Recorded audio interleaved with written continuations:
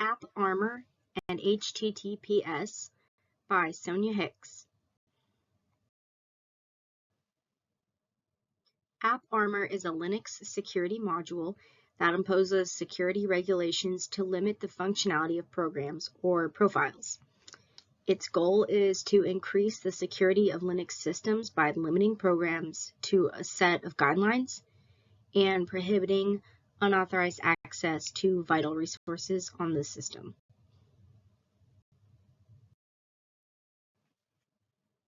How to configure Apparmor in Linux.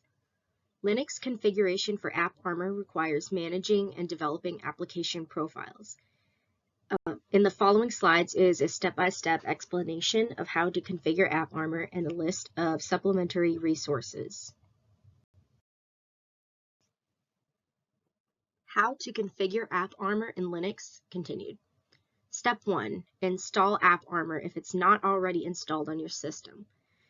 The majority of contemporary Linux distributions already have Apparmor installed. If it isn't already on your system, you can install it by using the package manager for your distribution. You can do this via the command line using the following command: sudo apt/get install Apparmor.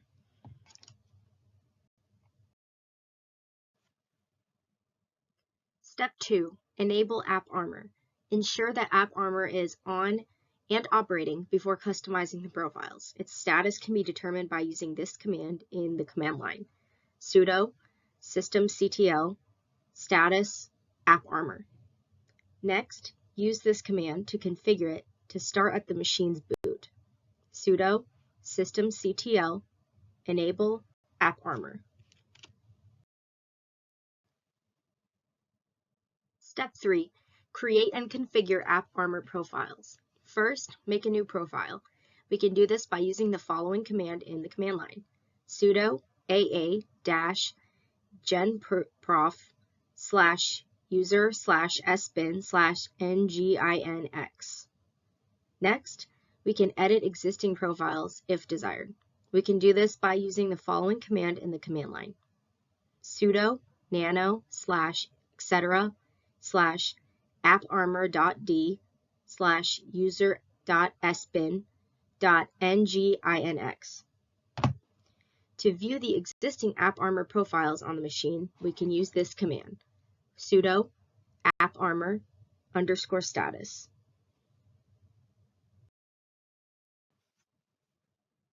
Finally, step 4. Reload or restart Apparmor. Reload or restart Apparmor after creating or changing profiles to have the changes take effect. We can do this by using the following command: sudo systemctl reload Apparmor. Now let's get into some of the hardening recommendations for Linux with Apparmor.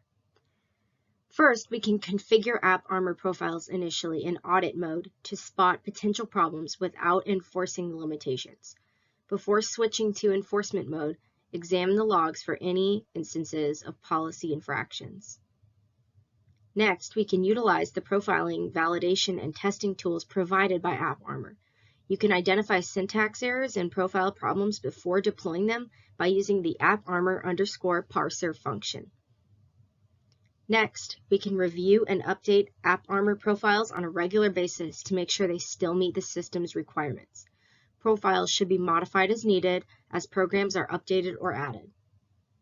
And lastly, we can reduce the scope of the profile by designing Apparmor profiles with the least privilege possible. Set each profile's permissions to no more than what is necessary for the application to run.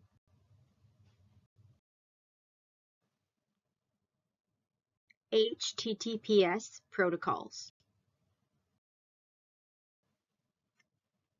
Now let's get into HTTPS and IIS. HTTPS, otherwise known as Hypertext Transfer Protocol Secure, encrypts data sent between a web server and a client, usually a web browser, adding an extra layer of protection to the HTTP protocol. It is appropriate for sensitive transactions and data sharing since it assures data secrecy and integrity. IIS, Internet Information Services. Microsoft created IIS, a web server program for Windows servers. Obtaining an SSL/TLS certificate and setting up the server to utilize it are required steps in the configuration of HTTPS on IIS. Now let's discuss the hardening recommendations for HTTPS on IIS for Windows. Number 1, strong cipher suites. Set up IIS to use the most recent and powerful SSL/TLS protocols and cipher suites. Disable old and inadequate encryption techniques. 2, use HTTP security headers. To require HTTPS usage and defend against SSL stripping attacks, use security headers like HTTP Strict Transport Security, or HSTS, to further reduce cross-site scripting attacks. Take into account the Content Security Policy headers. Next, Perfect Forward Secrecy, PFS. Implement this by setting up IIS to utilize the elliptic curve Diffie-Hellman or ephemeral Diffie-Hellman key exchange protocols. PFS makes guarantee that even if the server's private key is compromised, earlier encrypted messages can't be decoded. Lastly, implement certificate pinning by identifying the precise SSL/TLS certificates that the server should accept. Man-in-the-middle attacks are much less likely to occur. Let's move on to discuss HTTPS on Apache for Linux. About Apache HTTP Server. For Linux, Apache is a popular open-source web server application. It enables secure communication between clients such as web browsers and the server by decrypting data during transmission when configured with HTTPS. Getting an SSL/TLS certificate and setting up the server to utilize it are both necessary steps in installing HTTPS on Apache. Let's discuss some of the hardening recommendations for HTTPS on Apache for Linux. Number 1, make use of secure SSL/TLS configurations. To provide secure communication, configure Apache to use robust SSL/TLS protocols and cipher suites. Disable outdated and inadequate encryption techniques. 2, disable directory listing. To prevent unwanted access to directory contents, make sure directory listing is disabled. This lessens vulnerability exposure to potential information disclosure flaws. 3, implement Content Security Policy, or CSP. By defining which content sources are permitted to be loaded and processed on your website, you may prevent cross-site scripting threats by creating and enforcing a content security policy.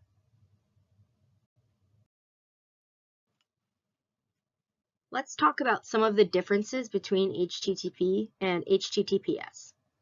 So, although both HTTP Hypertext Transfer Protocol and HTTPS Hypertext Transfer Protocol Secure are used to send data between a web server and a web client, their security levels differ dramatically, and we're going to get into the main variations in the next slide.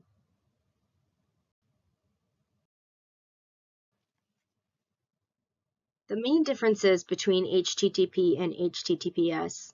Let's start with encryption. So HTTP, since data is transmitted in plain text, it can be intercepted. Malicious actors may intercept and read data being transmitted via HTTP at any time.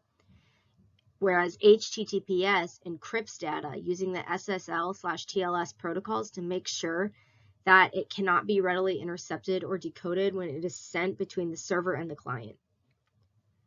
Next, data reliability. HTTP offers no method to guarantee data integrity. Without being noticed, data might be changed while being transmitted. Whereas HTTPS ensures data integrity, ensuring that the data is kept untouched while it's being transferred.